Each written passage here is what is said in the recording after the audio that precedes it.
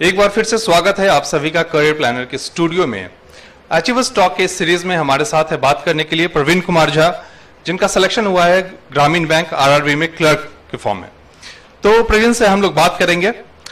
इसके पहले आपको प्रवीण के बारे में थोड़ा सा ब्रीफ कर देते हैं। प्रवीण दरभंगा के रहने वाले हैं, एक एवरेज मिडिल क्लास फैमिली से बिलोंग करते हैं और काफी मेहनत किया है इन्होंने, अपने जीवन में काफी संघर्ष किया है और उसके बाद आज आपके सामने यहाँ पे इस लेवल पर पहुंचे हैं। तो जैसा कि आप जानते हो कि सीपीएसई का एक हमारा ट्रेडिशन रहा है, जितने भी सफल विद्यार्थी होते हैं उनको हम लोग फेलिसिटेट करते हैं। तो कोविड के कारण चूंकि ये फंक्शन हम लोग नहीं कर पा रहे हैं, इसलिए हम लोग ये ऑनलाइन 1-to-1 बेसिस पे कर रहे हैं। इसलिए सबसे पहले एक token of affection career planner alliance club family की तरफ से प्रवीण के लिए। प्रवीण, बहुत बहुत बधाई हो आपको।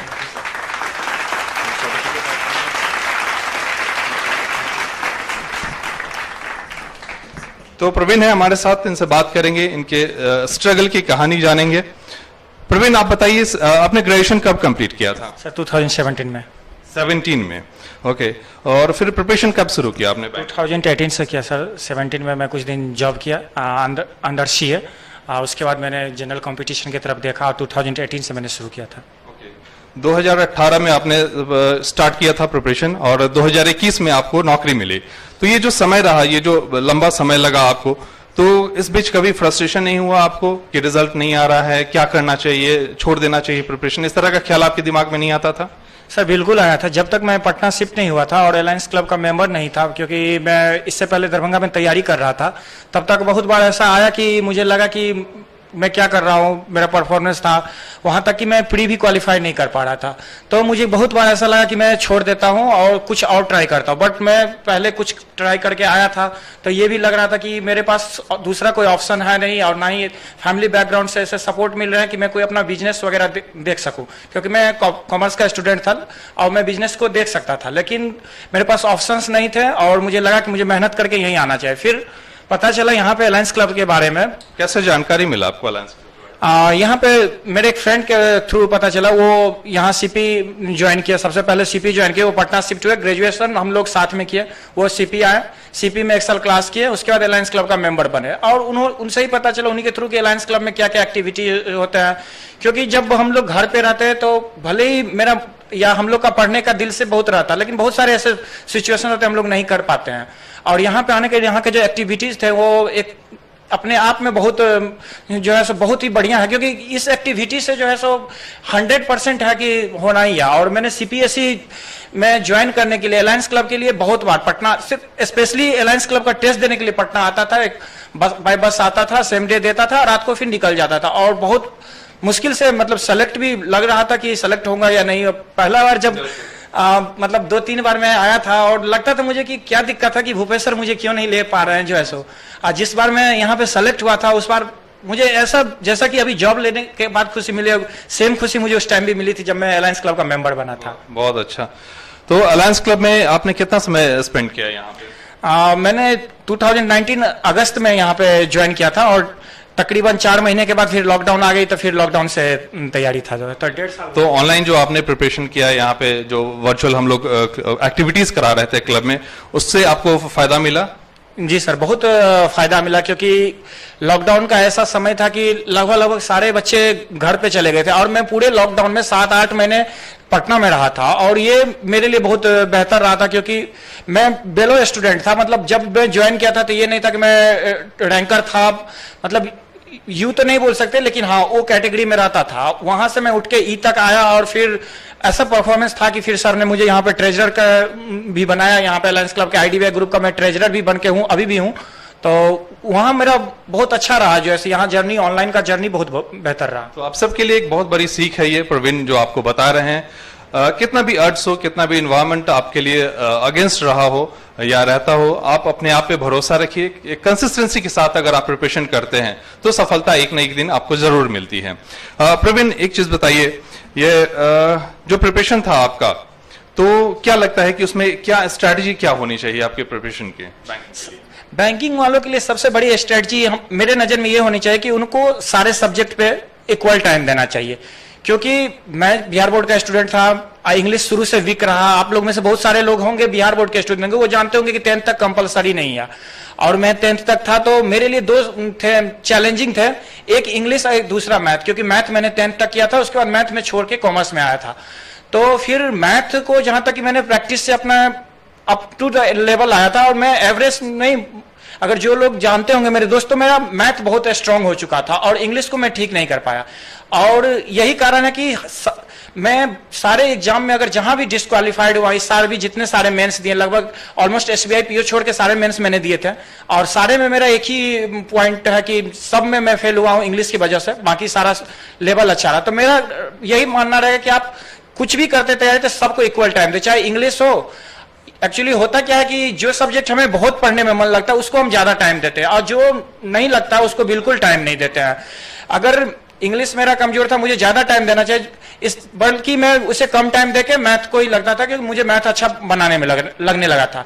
तो मेरा यही सीख रहा है कि आप लोग उसको कीजिए। और सबसे बड़ी बात यह है कि ये जो मेरा स्ट्रेटजी जो रहेगा, अगर मैथ को ठीक करना है या किसी भी सब्जेक्ट को ठीक करना है, तो उसके लिए यह है कि आप क्या कर रहे हैं, ये नहीं है कि आप टेस्ट में क्या कर रहे हैं, अभी जैसे एग्जाम में क्या करना है उससे पहले। बहुत सारे बच्चे को अगर मैं देखूं तो मैथ्स का यही स्ट्रेटजी रहता है। आप लोग में से भी बहुत सारे लोग बोल सकते हैं, मेरे दोस्त की मैथ्स में क्या करते हैं कि आप लोग 20-25 मार्क्स उठाने के चक्कर में यही करते हैं, सिंप्लीफिकेशन सीरीज, नंबर सीरीज और डीआई थोड़ा बहुत बना के निकल जाते हैं। लेकिन ये सब एग्जाम का स्ट्रेटजी है। सबसे पहले मैथ में गुड अटेम्प्ट के लिए आपको चाहिए कि अगर 20 मिनट मुझे मिले हैं और मैं घर पे प्रैक्टिस कर रहा हूं, तो घर पे मुझे कोई कुछ है नहीं कि कुछ खोने के लिए नहीं है, और उस टाइम मैं ये कर सकता हूं जो अर्थमेटिकल, जो एग्जाम में बहुत सारे बच्चे छोड़ते हैं कि उनको कहने का था, अगर मैं पूछूं 35, अगर प्री के एग्जाम में तो प्री में 35 क्वेश्चंस हैं, तो आपने कितने किए? तो सबका ऑलमोस्ट 20 to 25 एवरेज बच्चे का रहेंगे। कोई बच्चे रहेंगे जो 30 से अबव अटेम्प्ट करते हैं, और मेरा हमेशा से 30 से ऊपर मार्क्स मैथ में रहा प्री में, जो कि इसका यही रीजन था कि मैं मैथ्स को अगर घर में प्रैक्टिस करता था तो 20 मिनट में ट्राई करता कि अगर 10 से 15 अर्थमेटिकल है तो पहले उसको सॉल्व करूं, बाद में सिंप्लीफिकेशन, क्योंकि सिंप्लीफिकेशन हम लोग में से सब सॉल्व कर सकते हैं। तो घर में हमारा प्रैक्टिस ये होना चाहिए। और एग्जाम से 10 दिन पहले से जो एक यहाँ का है अलायंस क्लब के मेंबर है, जब आप अलायंस क्लब के टेस्ट देते हैं या कहीं पे भी सीपी का यहाँ पे देते हैं टेस्ट, तो उस टाइम आप ये ध्यान दीजिए कि पहले तो अर्थमेटिकल को करें, बाद में जब एग्जाम को के लिए अलग स्ट्रेटजी होती है, पहले अपने प्रैक्टिस लेवल को हाई कीजिए। क्योंकि जब तक आप अपने हार्ट बीट पे कंट्रोल नहीं कीजिएगा, मैथ्स को ऐसे सॉल्व नहीं कर सकते। 20 से 25 ही अटेम्प्ट आपके रहेंगे, और रीजनिंग के लिए पजल पे प्रैक्टिस करना ही पड़ेगा दोस्त। ऐसे नहीं होता कि बिना पजल के हम लोग कर सकते हैं। 1-2 मार्क्स वाले के चक्कर में जो है ना, कभी कभी ऐसा होता है, आप लोग में से बहुत सारे ऐसे दोस्त होंगे जो बोलेंगे कि मेरे 2 मिनट अगर होते ना तो मैं एक पजल सॉल्व कर रहा होता और मेरे 5 मार्क्स आ जाते। 2 मिनट, और वो 2 मिनट हम खोते कहां, जो 1 मार्क्स का जो क्वेश्चन रहते हैं उसको सॉल्व करने में। तो इसलिए सबसे बेहतर होना चाहिए कि पजल पे प्रैक्टिस करें, मैथ्स में ये करें। इंग्लिश के लिए मैं आप लोगों को ज्यादा कुछ नहीं कहना चाहूंगा क्योंकि इंग्लिश का नहीं है। और जीए तो रेगुलर बेसिस पे है, क्योंकि जीए भी मेरा एक वन ऑफ द स्ट्रॉन्गेस्ट रहा, और जीए में बहुत अच्छा मार्किंग किया हूं, मैं हमेशा से लाया हूं, और बहुत सारे लोग जानते भी होंगे। तो इसलिए जीए जो है रेगुलर बेसिस में आप लोग कीजिए। ये नहीं कि एक यहाँ पे देखता हूं कि सीपी मतलब शायद ही कोई डाउनलोड करते होंगे, भूपेश सर ग्रुप पे भेजते हैं, अगर जो अलायंस क्लब के मेंबर होंगे या अदर भी कोई सीपी के मेंबर वो जानते होंगे, वो आप डेली का करंट अफेयर इनका आता है, और वो करंट अफेयर को आपको देखना चाहिए। आपको लगेगा कि हाँ छोटा सा रहे, ये तो मैं कहीं से और भी पढ़ लूंगा, लेकिन भाई वो जो करंट अफेयर आता है ना, सब चुन के रहते हैं, और यहाँ पे कोई ऐसे नहीं, टीचर खुद बैठ के देखते हैं कि जिसमें जो सेलेक्टिव है वही क्वेश्चंस को डालते हैं। सो बेहतर वो भी होगा, एक उसको भी आप लोग कीजिए। फ्यू थिंग्स जो प्रवीण ने आपको बताया, मैं रिफ्रेश करना चाहूंगा। पहला तो अब किस मीडियम से पढ़ के आए हैं वो इंपॉर्टेंट नहीं है। मैक्सिमम स्टूडेंट बिहार बोर्ड के यहाँ आते हैं और वो डरते हैं कि हमें प्रिपरेशन करनी चाहिए नहीं करनी चाहिए, इंग्लिश हमारा वीक है। तो प्रवीण आपके सामने एक एग्जांपल है, और ऐसे सैकड़ों विद्यार्थी आपको मिलेंगे सीपीएसई फैमिली में जो बिहार बोर्ड से पढ़ते हैं और एक सम्मानजनक सरकारी नौकरी लेके जाते हैं। तो आपको डरने की जरूरत नहीं है कि आपने बिहार बोर्ड से तैयारी किया है, इंग्लिश मीडियम से पढ़ा है, हिंदी मीडियम से पढ़ा है। सेकेंड चीज, सब्जेक्ट्स का बैलेंसिंग बहुत इंपॉर्टेंट होता है। सारे सब्जेक्ट्स को आपको फोकस करना है, उसको बैलेंस करना है। जो सब्जेक्ट आपका कमजोर है उससे आप भागिए नहीं, उस पर और मेहनत करने की जरूरत है। थर्ड इंपॉर्टेंट चीज है जो जीए वाला पार्ट आप बताया, आपने प्रवीण ने बताया कि जीए को एक दिन में आप नहीं कर सकते हैं, वो आपका डेली का प्रैक्टिस होना चाहिए। डेली आपको जीए करंट अफेयर्स का डोज आपको लेना पड़ेगा, डेली उस पर मेहनत करना पड़ेगा और आपको सफलता मिलेगी। प्रवीण आपसे जानना चाहेंगे कि ये आपका पहला फाइनल था जो आपने क्वालिफाई किया है, इसके पहले भी आपने इंटरव्यू फेस किया है, मेंस दिया है? सर ये मेरा पहला फाइनल रिजल्ट है। इससे पहले मैं लास्ट ईयर आरआरबी पीओ का इंटरव्यू दिया था बट डिस्क्वालीफाइड था। इस बार आरआरबी पीओ का इंटरव्यू दिया हूँ, सॉरी इंटरव्यू नहीं दिया, इस बार सेक्शनल लगा है मेरा, वो हिंदी या इंग्लिश सेलेक्ट करने में। तो मेरा एक बार रह चुका है और ये मेरा फर्स्ट ही रिजल्ट था जो फाइनल रिजल्ट में आया हूँ, और जिसका मेरा सब कुछ हो चुका है क्लियर, जो है बस ज्वाइनिंग लेटर का इंतजार है। एक आखिरी प्रश्न, जो आपको फ्रेंड्स आपके देख रहे हैं, जो लोग तैयारी कर रहे हैं बैंकिंग का, उनके लिए क्या सजेशन है, सक्सेस के लिए क्या टिप्स आप देना चाहते हैं उनको? सक्सेस के लिए मेरे नज़र में एक ही है कि आप रेगुलर बेसिस में पढ़िए। आप अगर 8 घंटे कर रहे हैं, मैं ये नहीं बोलूंगा आप 12 घंटे पढ़े, अगर आप 6 घंटे भी कर रहे हैं तो वो रोज होना चाहिए 6 घंटे।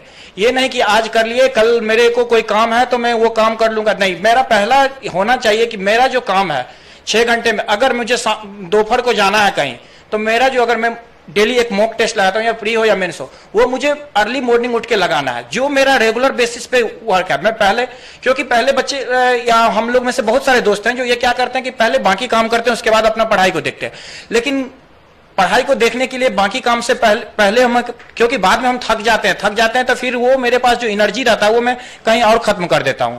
और दूसरी बात यह है कि भाई रिजल्ट के लिए दोस्तों थोड़ा सा ये होना पड़ेगा, फैमिली से दूर जाना ही पड़ेगा, दोस्तों से थोड़ा सा इग्नोर करना पड़ेगा। बहुत सारे दोस्त बोलेंगे कि आप सेल्फिश हैं, आपको बनना पड़ेगा, क्योंकि आप, अगर मैं तो एक ही चीज बोलना चाहूंगा कि अगर आप घंटों अगर बचाना चाहते हैं तो पहले आप मिनट बचाना सीखिए।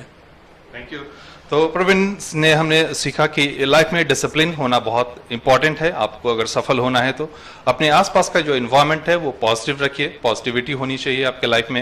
एंड थर्ड, रेगुलर प्रैक्टिस में आप रहें। ऐसा नहीं कि आपने आज प्रैक्टिस किया कल छोड़ देते हैं फिर परसों करते हैं, वो नहीं होना चाहिए। आपका एक टाइम जो है वो डिफाइन होना चाहिए, किस टाइम में हमको पढ़ना है और ये सेट बनाना है तो करना ही है, चाहे जो भी हो जाए वो काम आपको कंप्लीट करना है।